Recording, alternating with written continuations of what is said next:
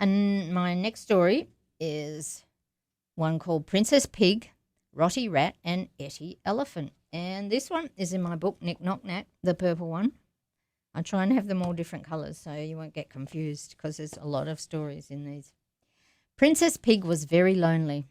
There were no other pigs near where she lived, and there were certainly no other princess pigs. Princess Pig thought that she was very beautiful, but she didn't know for sure because there were no other pigs around. One day, as she was walking by a lake, a water rat slid out of the water and looked at her. "Hello," said Princess Pig, because she was a very friendly person. "Hello yourself," said Rotty Rat. "Who are you?" "I'm Princess Pig," said Princess Pig. "You're so big that I think you're ugly," said Rotty Rat. Now, Princess Pig was a bit taken aback by the rat's unkind remarks. "Do you think so?" she said, feeling quite hurt. "Yes," said Rotty Rat, "you're just too big altogether." This saddened Princess Pig. "I've always felt that I was the perfect size because I'm big enough and strong enough to help people who are smaller than me and who need help," she said. "Snort, snort," said Rotty Rat. "That's as may be, but it's my opinion that you are too big." And with that, the rat jumped back into the lake and swam away. Princess Pig was very sad, so she thought she would cheer herself up by walking further around the beautiful lake. Just as she reached a very big tree at the side of the lake, she heard a loud trumpet call. Princess Pig could not believe her eyes. She could see a group of animals much bigger than herself. "Hello," said one of the animals. "Who are you?" "I'm Princess Pig," she said. "Well, I'm Etty Elephant, and I'm very pleased to meet you. You look sad. What's wrong?" "Well, I'm the only pig I know, and I always thought that I was beautiful, but I've just met a water rat who says I'm so big I'm ugly." Etty looked at Princess Pig with a kind eye. "If you think you are beautiful, then of course you are. Size doesn't matter. As you can see, I am much bigger than you, and I know I am beautiful. Beauty isn't about size, except about the size of your heart. You have a big, beautiful heart, and you care about others." "Yes, you are beautiful," said Etty the elephant, and Princess Pig smiled. You see, we're all beautiful, and we're all here to help each other, and it's our kind hearts that make us beautiful. It's not what we look like, it's what we are and what we look like on the inside. So that was Princess Pig. Now, in this next story, you're going to hear lots and lots of the letter F. So listen carefully, and I bet you can't count them all. I should give a prize for someone who can count all the letter Fs. So this story is out of my book, The Story Tree, the green one with the tree on the cover. And it is called Fiery Feather Fantail Finds Fantastic Fancy Feathers. And as you remember, all the stories in the story tree were told to the story tree by the birds. And this story was told to the story tree by a freckled-faced flycatcher on a fabulously fine Friday. So I hope I can get through all this without tripping myself up. Fiery Feather Fantail was in a fix. When she flew out of her nest this morning, her beautiful tail feathers fell out. She didn't know why they fell out, but I'll tell you. During the night, when she was sleeping with her head tucked under her wing, a pesky pecky parrot had pecked at Fiery Feather Fantail's fancy tail feathers. Fiery Feather Fantail had not felt the pesky pecky parrot pecking at her fancy fiery feathers because the pesky pecky parrot was very sneaky. He had covered his beak with a pretty pink petunia flower which had softened the pesky pecky parrot's pecks. All day long, Fiery Feather Fantail felt funny, dizzy and out of sorts. She was so used to flinging out her fancy feather fantail as she flew and as she hopped around the fields that she was out of balance without her feather fantail. What was she to do? How would she get her Fiery Feather Fantail feathers back? Now, Fiery Feather Fantail had a fabulous friend, and her fabulous friend was a great gardener. What was Fiery Feather Fantail's fabulous friend's name, I can hear you ask? Well, I'll tell you. Fiery Feather Fantail's fabulous friend's name was Donald Digger, and he just loved to dig in his garden and plant pretty pink petunias. That's where the pesky pecky parrot got his petunias from to cover up his pesky pecking, you see. I forgot about all the P's in this story as well. So Fiery Feather Fantail flew fast to see her fabulous friend Donald Digger, who was at that very minute planting pretty pink petunias. Faintly, Fiery Feather Fantail told Donald Digger all about her fancy fantail feathers and how they had all fallen out this morning. But she didn't really need to tell her fabulous friend Donald Digger because he could see that her fancy fantail feathers were not where they should be. Donald Digger thought for a minute and a second, and then he started to fix a new tail for Fiery Feather Fantail. In time, he said, your Fiery Feather Fantail feathers will grow back and you will be as good as new.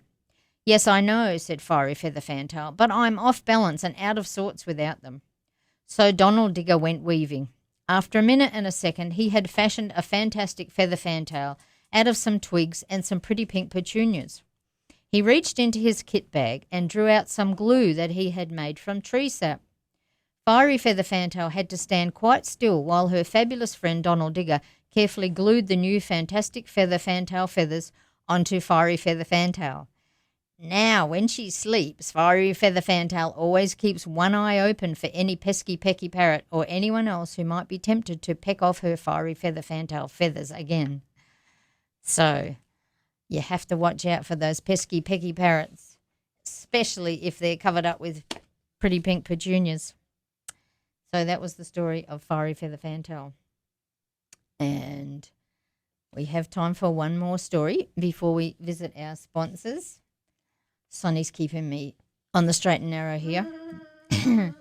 Now, when I was a kid in Australia, we have lots of jacaranda trees, and jacaranda trees are just most fabulous trees. And in the springtime, they come out covered in beautiful purple flowers.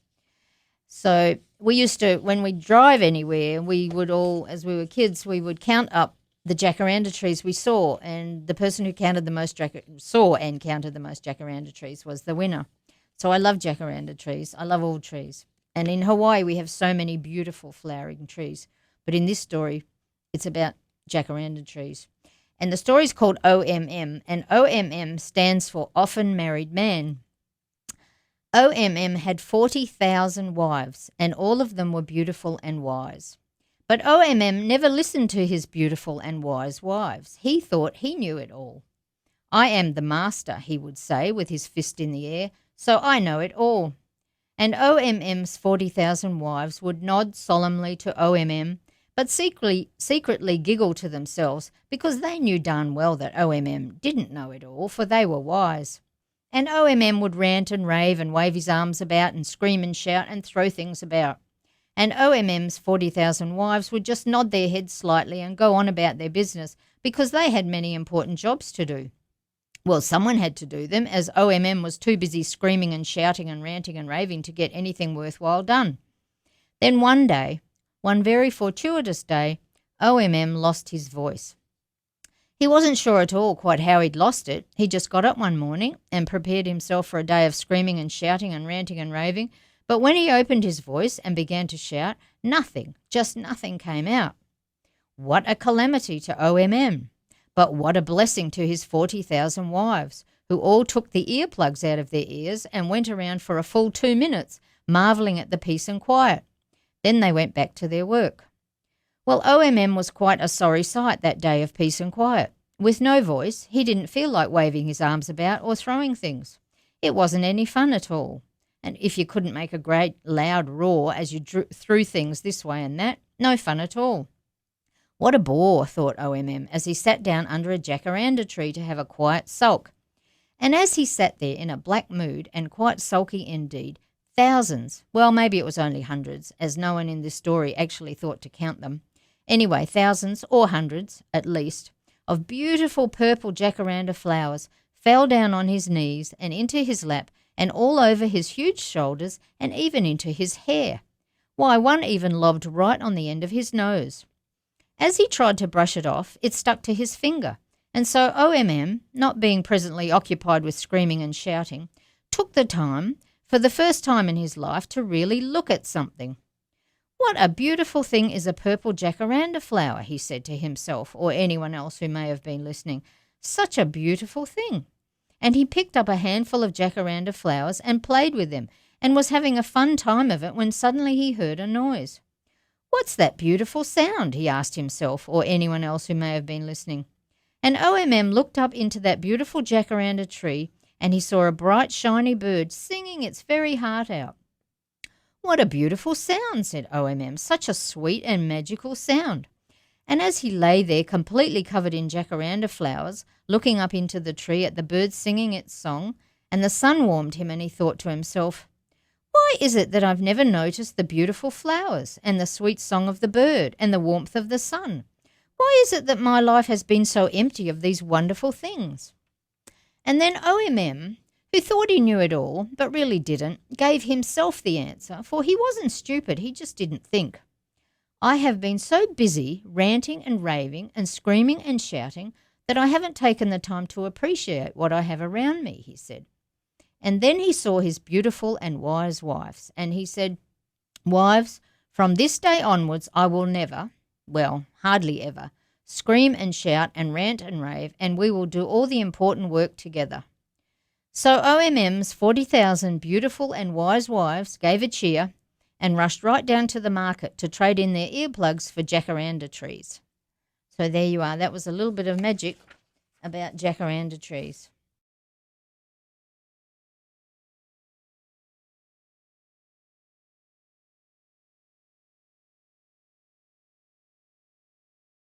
You know, Hawaii is a microcosm of the world with people here from all over the world, and Noa Noa Hawaii is a microcosm of the traditional arts of the world with beautiful patterns from many countries. They've been in business for 38 years with wonderful Hawaii designed batik clothing. Their hand-dyed and handmade clothes have patterns that are based on traditional kapa and tapa designs from Hawaii, Polynesia, Micronesia, Indonesia, even New Zealand and Africa. So check out all of the wonderful items that Noa Noa has on their website, which is www.noanoahawaii.com. So I'll be back next week, so bye for now.